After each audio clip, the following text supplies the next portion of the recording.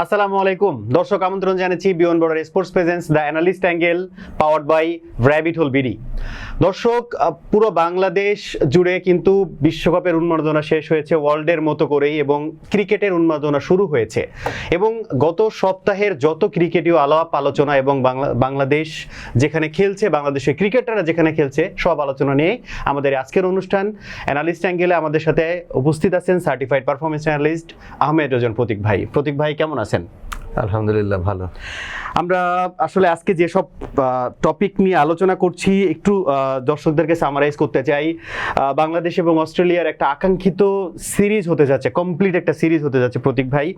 এছাড়া এখন পাকিস্তান এবং ওয়েস্ট ইন্ডিজের একটা টেস্ট সিরিজ চলছে। এছাড়া জিএসএল চলছে, যেখানে পারভেজ হোসেন ইমন খেলছেন। এরপরে আমরা যদি বলি এলপিএল চলছে, যেখানে বাংলাদেশিরা অনেকেই খেলছেন এবং এখানে ভালো পারফর্মও করছেন। সেটা নিয়েও আপনাদের সঙ্গে কথা বলবো। ইন্ডিয়া এবং জিম্বাবুয়ের একটা টি-20 সিরিজ শেষ হয়েছে, সেটা নিয়েও আপনাদের সঙ্গে আলোচনা করব। 100 চলছে। তো শুরুতে আমরা প্রতীক ভাইয়ের কাছে যেতে চাই। প্রতীক ভাই, বাংলাদেশ এবং অস্ট্রেলিয়ার যে আকাঙ্ক্ষিত একটা সিরিজ, কমপ্লিট সিরিজ শুরু হতে যাচ্ছে। প্রথমেই আমরা যেটা দেখেছি, বাংলাদেশ বিসিবি হচ্ছে অলরেডি তাদের স্কোয়াড অ্যানাউন্স করেছে।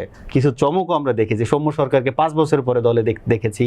আমরা দেখেছি জাকির আলী অনেককে প্রায় অলমোস্ট 2 বছরের মতো দলে ইনক্লুশন করতে। আবার আমরা দেখেছি মুশফিক হাসানকে, যেখানে নাহিদ রানার মতো একটা পেসি একজন মানে বোলারকে আমরা ইনক্লুশন করতে দেখেছি। আবার অনেকে বাদ দিতে দেখেছি।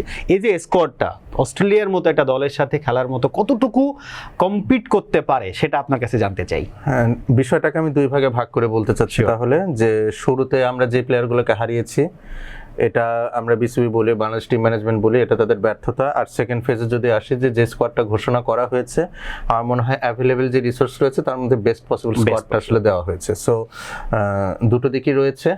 তো এখন যদি আমরা স্কোয়াডটার দিকে তাকাই, সৌম্য সরকারের ইনক্লুশনটা কিন্তু আমি অনেকদিন ধরেই বলে আসছিলাম, তাকে হোয়াইট বলে পারসিস্ট করার কথা বলে আসছিলাম। এবং পার্টিকুলারলি যেটা আমি সবসময় বলে থাকি, যে দ্রুত গতির বলগুলো সৌম্য সরকার খুব ভালো খেলেন। আর যেহেতু উনি বেশ লম্বা, যে ধরনের উইকেটে বাড়তি বাউন্স থাকে, আপনার square of the wicket shot খেলা বা আপনার হরাইজন্টাল ব্যাট শটগুলো, এগুলো সৌম্য সরকার কিন্তু ভালো খেলতে পারেন। আমরা দেখেছি যে আমাদের যারা রেগুলার ওপেনার ছিলেন, মাহমুদুল হাসান জয়, সাদমান ইসলাম, তাদেরকে প্রায়োরিটি দেওয়ার মূল কারণ আমরা অনেকটা এটা অ্যাজিউম করে নিয়েছিলাম যে তারা টেকনিক্যালি সাউন্ড, যেটা আসলে টেস্ট ক্রিকেট ডিমান্ড করে, যে উইকেটে বেশি সময় টিকে থাকা, নতুন বলের শাইনটা সি অফ করা, যাতে পরবর্তীতে মিডল অর্ডার ব্যাটাররা যখন আসে খেলাটা যেন ইজিয়ার হয়। কিন্তু এই প্রচেষ্টা আমাদের 1 থেকে 1.5 বছর খুব বেশি ফ্রুটফুল হয়নি। আমরা আর্লি উইকেট লুজ করেছি এবং আমাদের মোরাললেস ব্যাটিংটা ওই মুশফিকুর রহিম, লিটন দাস থেকে স্টার্ট করতে হয়েছে। পরবর্তীতে মেহেদী হাসান মিরাজ ক্যারি করে মোটামুটি একটা রেসপেক্টেবল টোটাল দাঁড় করানো এই প্রসেসে চলেছে। তো আপনি দেখবেন এই সিরিজে লিটন দাসও নেই। সো আমাদের ব্যাটিংটাও বেশ ভঙ্গুর মনে হচ্ছে। তো টপ অফ দি অর্ডার যদি দ্রুত কিছু রান করে দেওয়া যায়, রাদার দেন উইকেটে সার্ভাইভ করার ইনস্টিংটা থেকে, কারণ আপনি দেখবেন যে অস্ট্রেলিয়ার যে উইকেটগুলো রয়েছে, এখানে আপনি ইংল্যান্ডের কথা বলেন, ইন্ডিয়া, সাউথ আফ্রিকা যারা ট্যুর করে, তাদেরও কিন্তু উইকেটে সার্ভাইভ করাটা মুশকিল হয়ে যায়। একটু মেরে খেলতে পারলে ভালো। কারণ হচ্ছে যদি বলি পার ওভারে 4 করে একটা এভারেজ এরকম রান হয়, এবং চতুর্থ বা পঞ্চম দিন পর্যন্ত ম্যাচও খুব কম যায়। তো সেই ক্ষেত্রে এটা খুবই দুর্দান্ত সিদ্ধান্ত, এবং আমি এক্সপেক্ট করছি যে সৌম্য সরকার এবং তানজিদ হাসান তামিম, তারা দুজন আসলে ওপেন করবেন। এবং যদি একটা ব্রিস্ক স্টার্ট 80 to 100 রানের দেওয়া যায়, আমার মনে হয় সেখান থেকে আমাদের মিডল অর্ডারে যারা ব্যাটার রয়েছেন, মুমিনুল হক, মুশফিকুর রহিম, তারা আসলে এটাকে ভালো মতো ফিনিশ অফ করতে পারবেন। জাকির আলীর ক্ষেত্রে আসি, দেখেন আমরা আসলে যখন কোনো একজন প্লেয়ার একটা ফর্মেটে খারাপ করে, তখন তার আমরা সবকিছুই খারাপ দেখে থাকি। আমি জাকির আলী অনেকের 2টো ইনিংসের কথা বলবো। একটা সাউথ আফ্রিকার বিরুদ্ধে মিরপুর টেস্টে সেকেন্ড ইনিংসে মেহেদী হাসান মিরাজ এবং নাইম হাসান দুজনের সাথে দুর্দান্ত 2টি পার্টনারশিপ ছিল, যেটার বদলতে আমরা ইনিংস ডিফিট তো এড়িয়েছি, সাউথ আফ্রিকাকে কিন্তু একটা ট্রিকি টার্গেট আমরা চেস করতেও দিতে পেরেছিলাম। এবং উইন্ডিজের মাঠে থার্ড ইনিংসে জাকির আলী অনেক দুর্দান্ত একটা ইনিংস খেলেন, যেটার ফলশ্রুতিতে কিন্তু আমরা ম্যাচটা বের করতে পেরেছিলাম 50-তে। যদিও পরবর্তীতে নাহিদ রানা ভালো বোলিং করেছিলেন, বাট প্ল্যাটফর্মটা জাকির আলী অনেক সেট করে দিতে পেরেছিলেন। এবং যেহেতু টেইলকে সাথে নিয়ে ব্যাট করার মতো একজন ব্যাটারকে আমাদের দরকার, যেহেতু লিটন দাস নেই, উনি কিন্তু এই কাজটা দুর্দান্ত করতেন, টেইলকে সাথে নিয়ে ব্যাট করা। জাকির আলী অনেকেও কিন্তু এই 2টো ইনস্ট্যান্সে টেইলকে সাথে নিয়ে ভালো ব্যাটিং করেছেন। তো আমার মনে হয় লিটন দাস তো আসলে ইররিপ্লেসেবল। রাইট নাও ওয়ার্ল্ড ক্রিকেটে যে কজন উইকেট কিপার ব্যাটার রয়েছেন, তাদের মধ্যে ওয়ান অফ দ্য বেস্ট উনি। তো জাকির আলী অনেক একদম লাইক টু লাইক রিপ্লেসমেন্ট না হলেও যে পারপাসটা লিটন দাস সার্ভ করেন, আমার মনে হয় সেটা অনেকাংশে জাকির আলী অনেক করতে পারবেন। এখন ফাস্ট বোলিং এর ক্ষেত্রে আসি, হাসান মাহমুদ এবং তাসকিন আহমেদ আমার মনে হয় ওনারা দুজন অটো চয়েস, কিন্তু দুশ্চিন্তার জায়গায় দুজনের ক্ষেত্রেই রয়েছেন। হাসান মাহমুদ অনেকদিন পর ইন্টারন্যাশনাল ক্রিকেটে কামব্যাক করছেন, যদিও কাউন্টি ক্রিকেটে ভালো করেছেন কেন্টের হয়ে, বাট ইন্টারন্যাশনাল ক্রিকেট অনেক ডিফারেন্ট এবং ইংলিশ কন্ডিশন এবং অস্ট্রেলিয়ান কন্ডিশনটা অনেক ডিফারেন্ট। এখানে আপনার লেন্থ ডিফারেন্ট হতে হবে, আপনার ইংলিশ কন্ডিশনে যেমন ল্যাটারাল মুভমেন্ট থাকে, অজি কন্ডিশনে তেমনটা থাকবে না। আপনি অ্যাশেজে দেখে থাকবেন, ইংল্যান্ড যেবার অ্যাশেজটা জিতে অনেক দিন পর ইংল্যান্ডের মাটিতে, যেখানে ম্যাথিউ হগার্ট ছিলেন, সাইমন জোন্স ছিলেন, অস্ট্রেলিয়া কোন জায়গাটাতে স্ট্রাগল করেছিল, যেখানে ল্যাটারাল মুভমেন্ট বেশি ছিল। অস্ট্রেলিয়া কিন্তু পেসে ওইভাবে ডিফিট হয়নি, সেখানে কিন্তু স্টিভ হার্মিসন খুব বেশি লিথাল ছিল না, অস্ট্রেলিয়াকে ভুগিয়েছিল ম্যাথিউ হগার্ট এবং সাইমন জোন্স। তো হাসান মাহমুদ কিন্তু ইংলিশ কন্ডিশনের জন্য খুব ভালো বোলার, যেহেতু swing dependent bowler, but Aussie condition উনি কেমন করবেন এটা একটা প্রশ্নের জায়গা থেকে যাচ্ছে আমার পক্ষ থেকে। তাসকিন আহমেদ যদি তাকে ফুল রিদমে পাওয়া যায়, উনি আসলে আমাদের মূল অস্ত্র হতে যাচ্ছেন, বাট রাইট নাও তার পেসটাও কিন্তু একটু কম দেখতে পাচ্ছি। সেই জন্য শরীফুল ইসলাম এবং নাহিদ রানা এদের দুজনকে আমাদের আসলেই খুব দরকার ছিল, কজ তারা কিন্তু 140 ক্লিকস রেগুলার বেসিসে বল করতে পারেন। নাহিদ রানা তো 150 টাচ করছেন, বাট শরীফুল ইসলাম অ্যারাউন্ড 138 139 এরকম গতিতে কিন্তু নিয়মিত বল করতে পারেন। তো সেই জায়গায় আমার মনে হয় টিম ম্যানেজমেন্ট একটা চমক হিসেবে মুশফিক হাসানকে ইনক্লুড করেছে। জানি না উনি কোনো টেস্ট ম্যাচে সুযোগ পাবেন কিনা, বাট যদি খেলিয়ে দেওয়া হয় এটাকে কিন্তু আমি বেশ পজিটিভলি দেখব। আমরা আশা করি যে হয়তো এটা একটা ভালো ফলাফল এনে দিতেও পারে। বাট আমার একটা জিনিসের আপনার কাছে জানতে চাওয়া, আমরা তাহিদ হৃদয়কে কিন্তু আমরা ট্রায়াল করেছি, তাকে কি একটু সুযোগ দেওয়া যেত কিনা? 2 নম্বর হচ্ছে অঙ্কনকেও কিন্তু আমরা অনেক দিন ক্যারি করেছি, এইখানে জাকির আলী অনেকের জায়গায় কি অঙ্কনকে রেখে আরো কিছুদিন তাকে সুযোগ দেওয়া যেত কিনা? সে কিন্তু আসলে ওইভাবে ম্যাচও পায়নি আমার যতদূর স্ট্যাটিস্টিক্স বলে আর কি মনে হয়। এই দুইটা চেঞ্জের ক্ষেত্রে আমার একটু জাস্ট জানার আগ্রহ যে আসলে এটা আরেকটু বেটার হতে পারতো কিনা, তাদেরকে একটু সুযোগ দেওয়া যেত কিনা। দেখেন, আপনাকে অনেক ক্ষেত্রে ডিসিশন নিতে হয় অপোনেন্টে বোলার কারা রয়েছেন। অস্ট্রেলিয়ান পেসারকে যদি আপনি দেখেন, স্কট বোল্যান্ড, উনি খুব persistent line and length maintain করে বল করে থাকেন, বলে কিন্তু খুব বেশি গতি নেই। তো সেই ক্ষেত্রে আপনি যদি কনভেনশনাল ক্রিকেট শট খেলেন, যেটা হচ্ছে আপনার on drive, of drive, front foot defence, এগুলোতে কিন্তু আপনার নিক করার টেন্ডেন্সি অনেক বেশি থাকে। সেই জন্য আমি শুধুমাত্র অঙ্কনকে কেন দলে রাখা হয়নি সেটা বলছি না, হয়তো অমিত হাসানও সুযোগ পাবেন না এর জন্য মেইন স্কোয়াডে। জাকির আলী অনেককে নেওয়ার মূল কারণ উনি কিছু আনঅর্থোডক্স শট খেলতে পারেন, কিছু ইমপ্রোভাইজ শট খেলতে পারেন, যেটা বোলারের লেন্থটাকে আনসেটেলড করে দিতে পারে। তো সেই ক্ষেত্রে আমার মনে হয় দুইজনের থেকে জাকির আলী অনেক বেশ ভালো অপশন। এবং আমি এই যে শুরুতে এই কথাটাই বলছিলাম যে আমাদের যে অ্যাভেলেবেল রিসোর্স রয়েছে এবং অস্ট্রেলিয়ার যে স্কোয়াডটা রয়েছে, এটাকে কাউন্টার করার জন্য আমরা বেস্ট পসিবল স্কোয়াডটাই হয়তো দিয়েছি।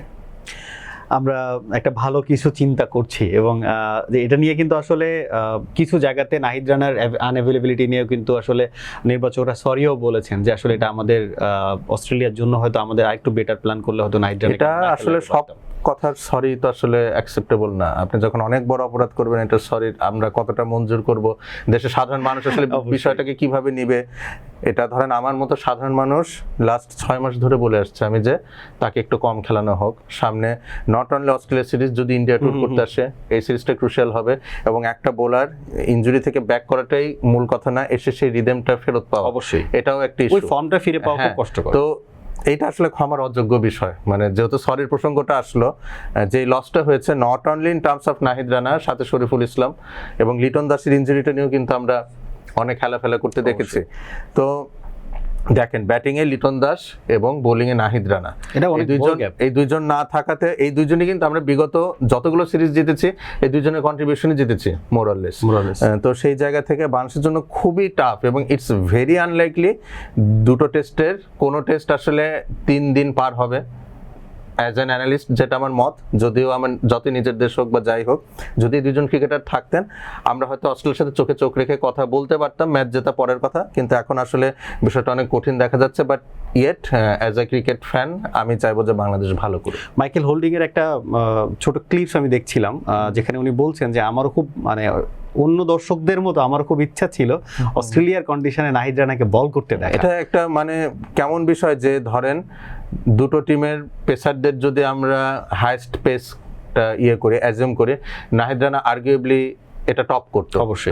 আপনি ভেবে দেখেন, বাংলাদেশ অস্ট্রেলিয়া টেস্ট ম্যাচ খেলছে অস্ট্রেলিয়ার মাঠে, সেখানে আমাদের একজন বোলার হাইয়েস্ট স্পিডে বল করছে এবং প্যাট কামিন্স মিড স্টার্কের চেয়ে জোরে বল করছে, বা আপনি ধরেন যে ট্রাভিস হেড বা লাবুশেন বা স্টিভ স্মিথ ব্যাট করছে, নাহিদ রানা বাউন্সার করছে, বলটা উড়ে গিয়ে কিপারের হাতে এটা যাচ্ছে, ভালো লাগার হ্যাঁ, একটা ব্যাপার। তিনটা স্লিপ দুটো গালি এরকম ফিল্ডিং পজিশন আছে, একটা অন্যরকম ব্যাপার হতো, সেটা আসলে আমরা Miss মিস করলাম। করছি। তারপরেও অ্যাভেলেবেল যেটার কথা আপনি বললেন যে বেস্ট পসিবল যে ইউনিটটা নিয়েছে সেটা হয়তো বাংলাদেশের একটা অ্যাটলিস্ট কম্পিটিটিভ একটা জায়গায় নিয়ে আসবে, আমরা এটাকেও আশা করতে পারি।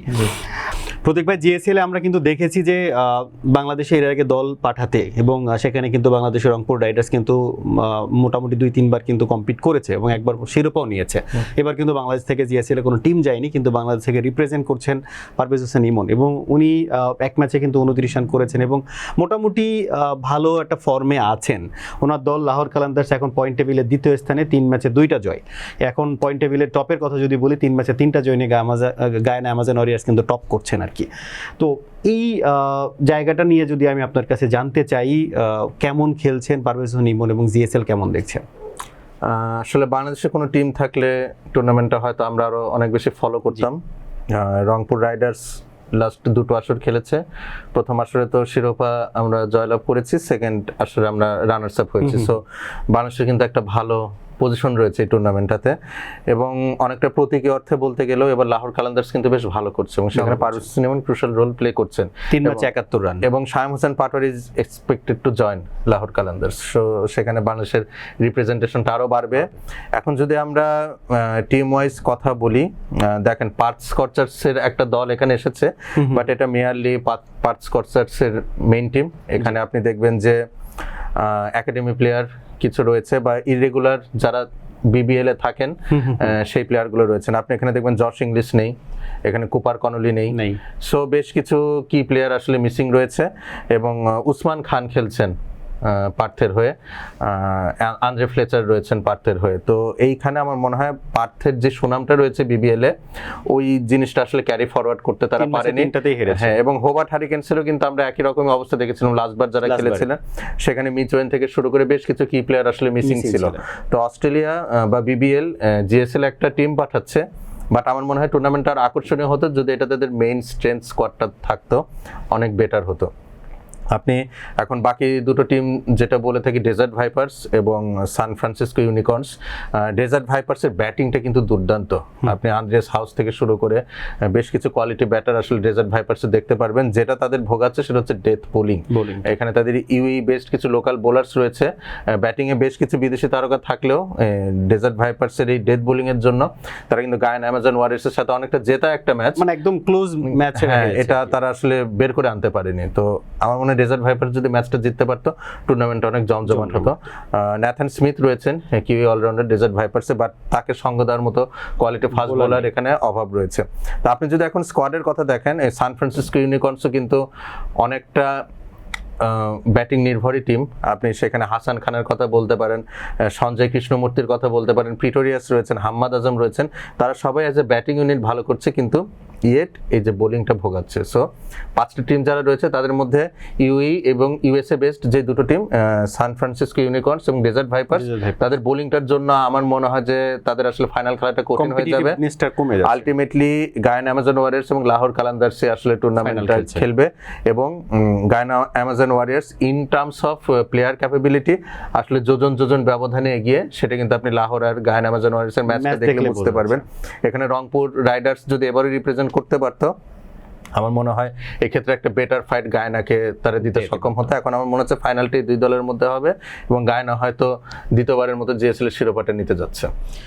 আমরা আসলে শিরোপা যাই হোক, খেলাটা ভালো হোক এবং আমাদের রিপ্রেজেন্ট যিনি করছেন পারভেজ হোসেন ইমন, ওনার আরো বেশি ম্যাচ পাক এবং উনি আরো ভালো ব্যাটিং করুক, এটা হচ্ছে আমাদের। এবং আমি এক্সপেক্ট করব যে মিডল অর্ডারে যখন থেকে পারভেজ হোসেন ইমন নিয়মিত ব্যাট করছেন, ফাস্ট বোলিং এর বিরুদ্ধে তার উইকনেসটা কিন্তু একটু স্পষ্ট হচ্ছে।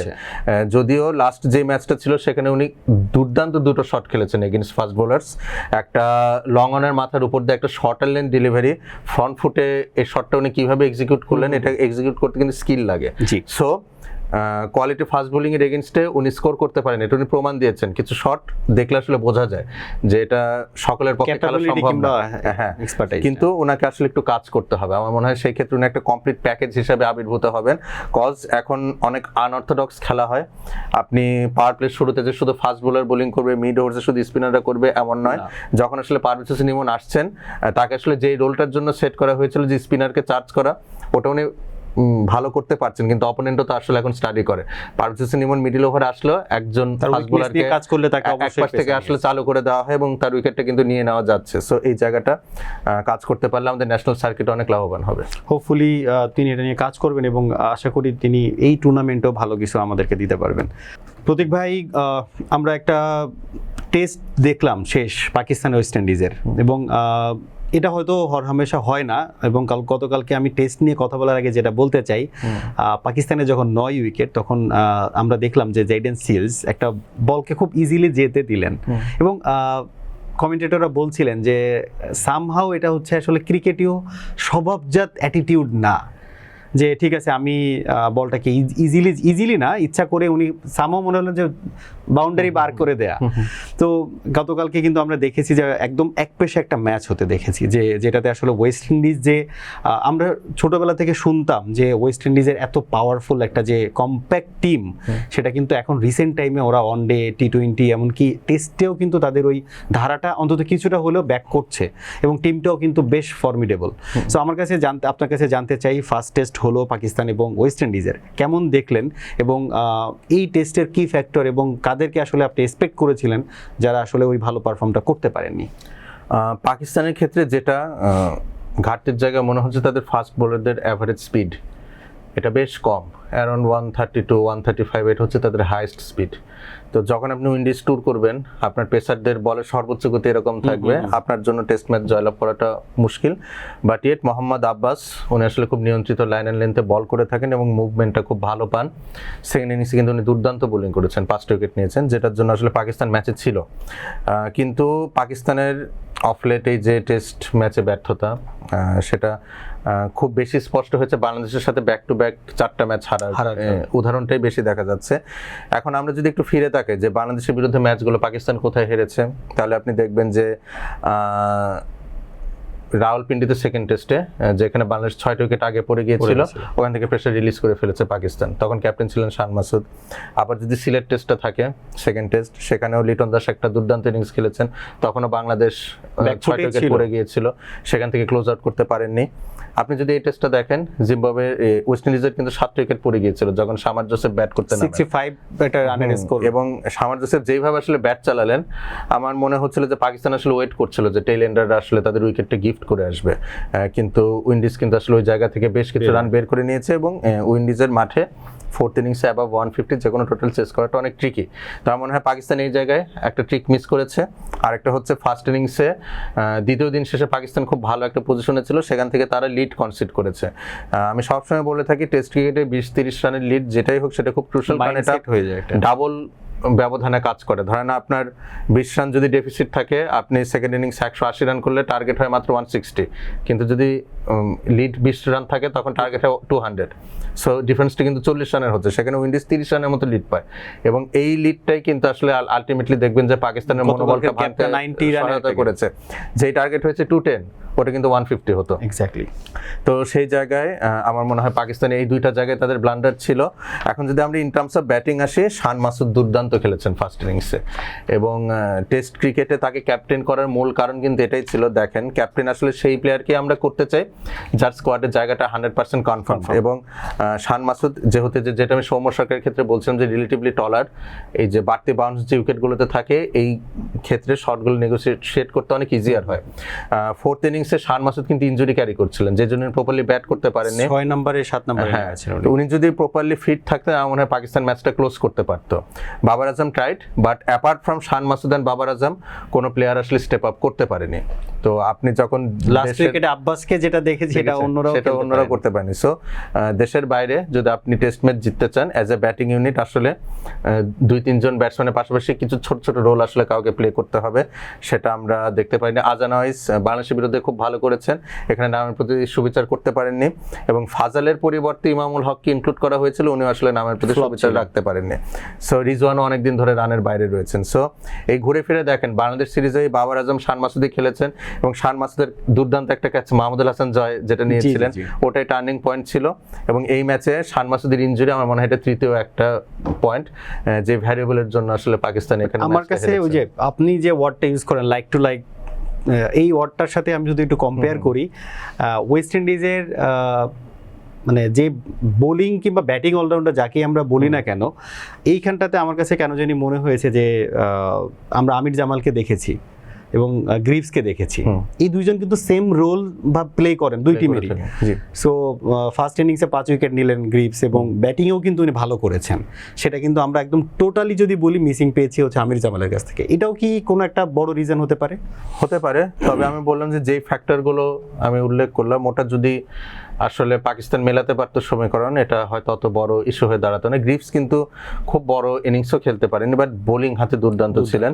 এবং এই জায়গায় আমি আরেকটা কথা বলতে চাই, ওয়েস্ট ইন্ডিজ টিম ম্যানেজমেন্ট আমার মনে হয় তার এই ডিসিশনটা নিলে বেটার হবে যদি তারা রস্টন চেসকে গ্রিভসের ওপরে ব্যাট করে। আমার মনে হয় চেস যখন ব্যাট করতে আসছেন টেইলটা এক পাশ থেকে এক্সপোজড হয়ে যাচ্ছেন, বাট চেস কিন্তু ওরকম মেরে খেলার মতো প্লেয়ার না, লং হ্যান্ডেলে ব্যাটিং করেন না। হ্যাঁ, সো একটু লম্বা সময় উনি ব্যাট করবেন। আপনি দেখবেন যে রান করতে যে ডিসমিসালটা হয়েছিল রস্টন চেসের আউটসাইড অফ স্ট্যাম্প ডেলিভারি, উনি একদম অ্যাওয়ে ফ্রম দ্য বডি গিয়ে ড্রাইভ করলেন, এটা আসলে তার ম্যাচ না বা তার খেলার ধরন না, কিন্তু ওই মোমেন্টে ওটা ডিজার্ভ করছিল। বাট ওই ক্যারেক্টারটি কিন্তু গ্রিভস খুব ভালো প্লে করতে পারেন, একটু চালিয়ে খেলা। তা আমার মনে হয় পরবর্তী টেস্টে যদি এই পজিশনটা একটু শাফেল করা হয় গ্রিভস আর চেসের মধ্যে, আমার মনে হয় সেটাও ভালো হবে। এবং আমির জামালের প্রসঙ্গে আসি, ইজ আ পোটেনশিয়াল অলরাউন্ডার, কারণ অস্ট্রেলিয়ার বিরুদ্ধে ব্রিসবেনে তার একটা দুর্দান্ত ইনিংস রয়েছে ব্যাট হাতে, সেই জায়গা থেকেই আসলে পাকিস্তান তাকে খেলিয়েছে। এবং পাকিস্তানের রাইট নাও দুইজনই আসলে ফাস্ট বোলিং অলরাউন্ডার রয়েছে, একজন ফাহিম আশরাফ, একজন আমির জামাল। তো এর বাইরে আসলে খুব বেশি অপশনও তাদের নেই। সো ঘুরিয়ে ফিরে দুজনকে খেলাতে হবে। মেবি ফাহিম আশরাফ ইনজুর্ড, সেই জন্য আমির জামালকে সুযোগ দেওয়া হয়েছে। আশা করি পরবর্তী ম্যাচে উনি ভালো করবেন, but it would be tough, cause এই যে বলের মুভমেন্টটা থাকে সেটার সাথে অ্যাডজাস্ট করতে পাকিস্তানি ব্যাটাররা যারা স্বীকৃত ব্যাটার তারাই অনেক স্ট্রাগল করেছেন। সেখানে আমির জামাল কতটুকু কি করতে পারবেন এটাও কিন্তু একটা প্রশ্নের জায়গা থাকছে। দর্শক, লঙ্কান প্রিমিয়ার লিগ চলছে এবং এখানে কিন্তু বাংলাদেশের অনেক প্লেয়ার এখানে খেলছেন এবং শুধু খেলছেন না, তারা ভালো পারফর্মও করছেন। আমরা প্রত্যেকবার কাছে জানতে চাইবো এলপিএল কেমন দেখছেন এবং বাংলাদেশে যারা এখানে পার্টিসিপেট করছেন তাদের পারফরমেন্স এবং ওভারঅল কেমন এলপিএল যাচ্ছে বলেন। বাংলাদেশে প্লেয়াররা বেশ ভালো পারফর্ম করছেন। আপনি যদি সোহানের কথা বলেন, তাহিদ হৃদয়ের কথা বলেন, হাসান মাহমুদ, তাদের পারফরমেন্স আসলে খুবই ভালো ছিল।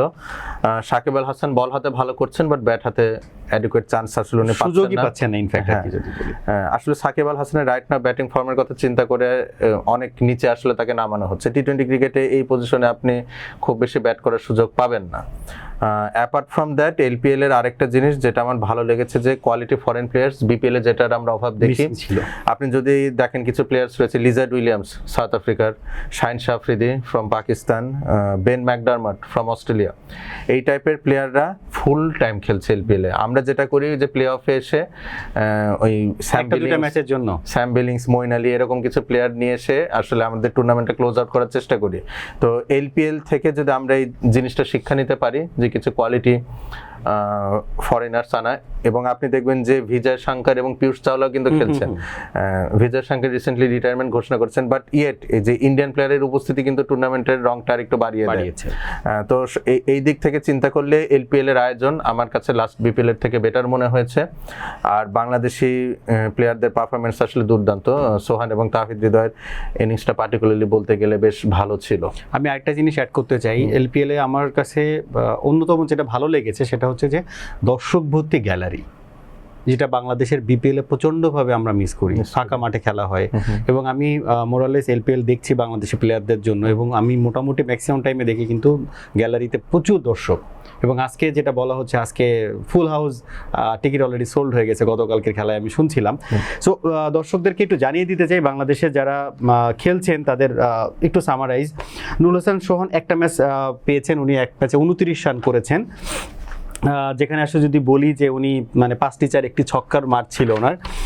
মেহেদী হাসান মিরাজ আসলে খুব বেশি ভালো ব্যাটিং করেনি, বাট বোলিং এবং ব্যাটিং মিলে মোটামুটি অলরাউন্ড পারফরমেন্সের দিকে ওনার কথা যদি বলি। কলম্বো ক্যাপসে খেলছেন হাসান মাহমুদ, উনি 3টি ম্যাচই খেলেছেন, এরপরে উনি বাংলাদেশের টেস্ট সিরিজের জন্য চলে এসেছেন। উনি টোটাল 3 ম্যাচে 5টা উইকেট নিয়েছেন এবং মোরালেস ভালো বোলিংও করেছেন উনি। এবং এই যে ডেথ ওভারে ইয়র্কার করা, হাসারাঙ্গের ডিসমিসালটা যদি দেখেন দুর্দান্ত ডেলিভারি ছিল। সো এই জন্য কিন্তু আমি বারবার বলছিলাম যে হোয়াইট বল ক্রিকেটে, বিশেষ করে 50 ওভার ক্রিকেটে হাসান মাহমুদকে ইনক্লুড করা যায় কিনা। এছাড়া তাহিদ হৃদয়ের গতকালকের যে আমরা লাস্ট ম্যাচটা দেখলাম সেখানেও কিন্তু আসলে দুর্দান্ত ছিল। মানে শাহনাজ দাহানিরে একেবারে মনে হয় 26-27 রান নিয়েছেন, যেটা আসলে দাহানিও কল্পনার বাইরে ছিল। এই ইনিংসটা নিয়ে আমি একটু বলতে চাই। দেখেন এলপিএল এর হৃদয় যখন প্রথমবার খেলেন তখন কিন্তু ব্যাট-হাতে দুর্দান্ত করেছিলেন, পরবর্তীতে তাকে ইন্টারন্যাশনাল ক্রিকেটে আমরা স্ট্রাগল করতে দেখেছি, এবারও ভালো করছেন। এখন দেখেন LPL is not one of the মানে most popular leagues around the world, এবং এখানে যদি আপনি বোলিংয়ের কোয়ালিটি দেখেন সেখানে কিছু বিদেশি কোয়ালিটি থাকলেও বোলিং অ্যাটাকটা কিন্তু আমার কাছে বিলো পারই মনে হয়। তো batters like Nurul Hasan Sohan, Towhid Hridoy, they will have relatively good time over here. এটা অনুমেয়, কজ তারা যেই ধরনের ক্রিকেটটা খেলতে পছন্দ করে বোলাররা সেই ধরনের ডেলিভারিগুলো অফার করে। বাংলাদেশের ঘরোয়া লিগের মতোই কিন্তু একটু বেটার। আপনি দেখবেন যে নুরুল হাসান সোহান যে ইনিংসটা খেলেছেন সেখানে গুলবাদিন নাইব 2 ওভার বোলিং করেছেন, আপনি ইন্টারন্যাশনাল ক্রিকেটে এরকম বোলার পাবেন না।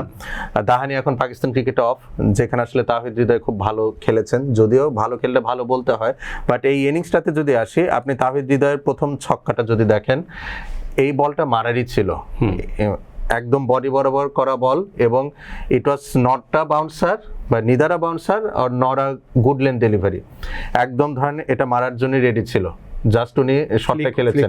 এবং আপনি যদি ফিল্ড পজিশনটা দেখেন, শর্ট ফাইন লেগ ছিল, সেখানে বাউন্ডারিতে লেগ সাইডে কোনো ফিল্ডার ছিল না, ইয়েট বলটা দিয়েছেন অন দ্যাট এরিয়া, তাহলে এখানে আপনি মার খাবেন। পরে ডেলিভারিটা ছিল আপনি ইয়র্কার করতে যে হাফ ভলিতে বল করেছেন, লং এর উপর দিয়ে ডিসপ্যাচড হয়েছেন, বাট থার্ড যে বলটা ছিল ওয়াইড ইয়র্কার, এইটা তাহিদ হৃদয় যেইভাবে ডিসপ্যাচ করলেন 6টা যেটা হলো, এবং এটার জন্য আসলে হ্যাটস অফ টু হিম। মানে এই শট আমরা শান্ত আইপিএলে ইন্ডিয়ান ঘরোয়া কিছু ব্যাটারদের কাছ থেকে দেখে থাকি, একদম প্রপার এক্সিকিউশন যদি বলে থাকি, ব্লক হলে যে বল করাটা, এটা আপনি ধরেন ডিগ আউট করলেও হাইস্ট 1 বা 2 রান নিতে পারেন, কিন্তু সেখানে তাহিদ হৃদয় মাথার উপর দিয়ে স্কয়ার অফ দ্য বাউন্ডারি যেভাবে ডিসপ্যাচ করলেন, এটা কিন্তু আসলে প্রশংসার দাবি রাখে। সো উনি এটাতে একটা লাইফও পেয়েছিলেন এরপরে বলে। তো 3টা 6 আসলে হয়ে গিয়েছে, মোমেন্টাম শিফট হয়ে গেছে, এবং তাহিদ হৃদয়কে নামানোই হয়েছিল সবার শেষে। 8 বলে 31 রান করেছেন সম্ভবত, বলই পেয়েছেন কয়টা, তার মধ্যে প্রথম 3টা বলে 6 মেরেছেন। সো জিনিসটা আপনাকে ওভাবে দেখতে হবে, প্রথম যে 2টো 6 হলো, ইন্টারন্যাশনাল ক্রিকেট আপনি এরকম লেন্থে বল পাবেন না। সো যখন আপনি একটা গ্রুভে চলে আসবেন, মোমেন্টাম পাবেন, তখন আপনি কিন্তু যে কোনো জায়গার বল ডিসপ্যাচ করতে পারবেন, যেটা তাহিদ হৃদয় করতে পেরেছেন।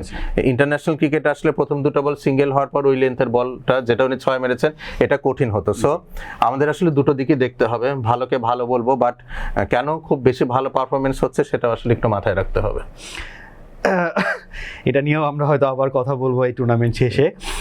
তাহিদ হৃদয়ের পরে যদি আমরা বলি সাকিব আল হাসানের কথা আমরা বলছি, আমি ট্রুলি যদি বলি এখনো পর্যন্ত সাকিবের বোলিংটা দেখতে ভালো লাগে। ওই ভোরবেলা বলেন, রাত্রেবেলা বলেন, যখনই খেলা হয় না কেন সাকিবের বোলিং দেখার জন্য ওই টাইমটা আমরা বের করি এখনো পর্যন্ত, যারা দর্শক ফ্যান আছেন। সাকিব আল হাসান আমরা দেখেছি যে 4 ম্যাচ খেলেছেন, উনি রান খুব একটা করেননি, 17 রান করেছেন এবং 4টা উইকেট পেয়েছেন উনি। এবং আমরা যদি এলপিএল এর কথা বলি, পয়েন্ট টেবিলের জায়গাটা একটু আপনার দর্শকদের সাথে শেয়ার করি, সেটা হচ্ছে গল এখনো পর্যন্ত 6 ম্যাচে 4টা ম্যাচে জিতে পয়েন্ট টেবিলের শীর্ষে, জাফনা সেকেন্ড পজিশনে, কলম্বো থার্ড পজিশনে, ডাম্বুলা আছেন 4th এবং ক্যান্ডি আছে একদম লাস্ট পজিশনে, এবং টপ 4 টিমই আসলে কোয়ালিফাই করছেন। তো অনেক বেশি কম্পিটিটিভের কিছু নেই আমার কাছে যেটা মনে হচ্ছে। সো আপনার কাছে একবার সংক্ষেপে যদি বলি যে আসলে বাংলাদেশিদের পারফরমেন্স নিয়ে আমরা কথা বললাম, এই লিগটাতে পারফর্ম করে বাংলাদেশিদের জন্য কতটুকু বেটার আপনি মনে করেন? অবশ্যই অ্যাটলিস্ট একটা ইন্টারন্যাশনাল অ্যাটমসফিয়ারে খেলা হচ্ছে, আপনি যখন রান করবেন তখন আপনি হাই অন কনফিডেন্স থাকবেন, অনেক কোয়ালিটি ব্যাটার্স রয়েছেন এখানে, তাদের সাথে আপনি পয়েন্ট অফ ভিউ শেয়ার করবেন, বড় ম্যাচ কিভাবে অ্যাপ্রোচ করতে হয়। এবং আমরা দেখেছি যে কিছু নকআউট টুর্নামেন্টের নকআউট ফেজে গিয়ে আমরা আসলে হোঁচট খেয়েছি, ছোটখাটো টোটাল চেস ডাউন করতে পারি এর একটা বড়, হ্যাঁ, তো সেই জায়গায় প্রেসারটা কিভাবে অ্যাবজর্ব করতে হয়, কিভাবে অ্যাপ্রোচ করতে হয়, এই জিনিসগুলো আমরা আসলে ভালো মতো হয়তো শিখতে পারবো। আপনি দেখেন যে লাস্ট এশিয়া কাপে পাকিস্তানের বিরুদ্ধে অ্যারাউন্ড 130 একটা টোটাল ছিল, ওটা আমরা নিতে পারিনি। নুরুল হাসান সোহান, তাহিদ হৃদয় দুজনই ম্যাচ ফিনিশ করতে পারেননি। সো এই জিনিসগুলো যদি শিখতে পারে আমার মনে হয় আমাদের হ্যাঁ ন্যাশনাল ক্রিকেটের জন্য ভালো হবে। প্রতীক ভাই, আমরা লাস্ট একটা এপিসোডে কথা বলছিলাম যে এশিয়ার দলগুলা একটু সামহাও বাইরে খেলতে গেলে কিন্তু স্ট্রাগল করে, এবং ইন্ডিয়াকেও কিন্তু লাস্ট 2টা সিরিজে আমরা দেখেছি স্ট্রাগল করতে, কিন্তু জিম্বাবুয়েতে যে আসলে ইন্ডিয়া তাদের আবার সেই রূপেই ফিরে এসেছে মনে হলো আর কি।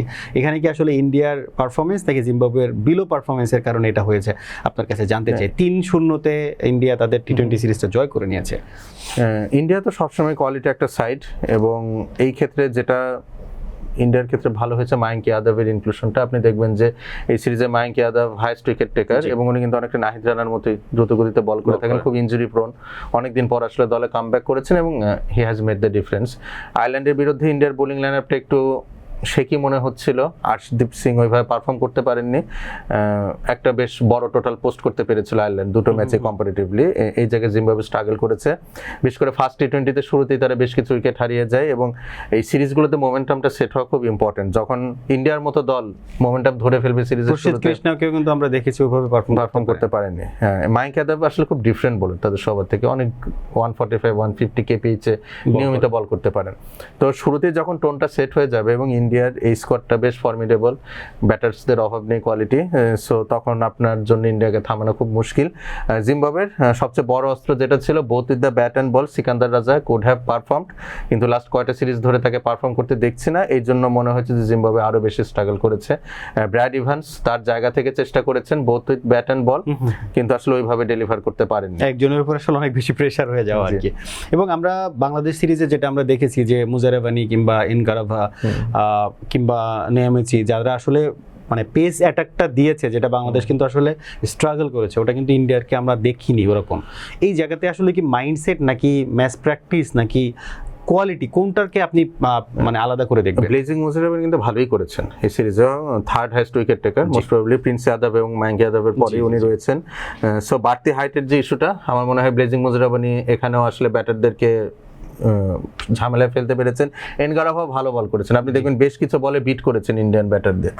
পার্থক্যটা যেখানে হয়েছে সেটা হচ্ছে বোলিংয়ে। আসলে বোলিংয়ে জিম্বাবুয়ে খুব বেশি সুবিধাই করে উঠতে পারেনি। আপনি যদি দেখেন আমাদের ডেথ বোলিং যেটা ছিল, আমরা পোস্ট ম্যাচ অ্যানালাইসিসে বলেছিলাম উইকেটের ডাইমেনশন অনুযায়ী আমরা বল করতে না পারা, ডেথ ওভার্সে ফুলার লেন্থে বল করা, লেন্থ বল না করে, এই জায়গাগুলোতে আমার মনে হয় ইন্ডিয়ান বোলাররা এই সিরিজে ভালো ছিল, এবং যেই জন্য আসলে জিম্বাবুয়ে বের হয়ে যেতে পারেনি এখান থেকে।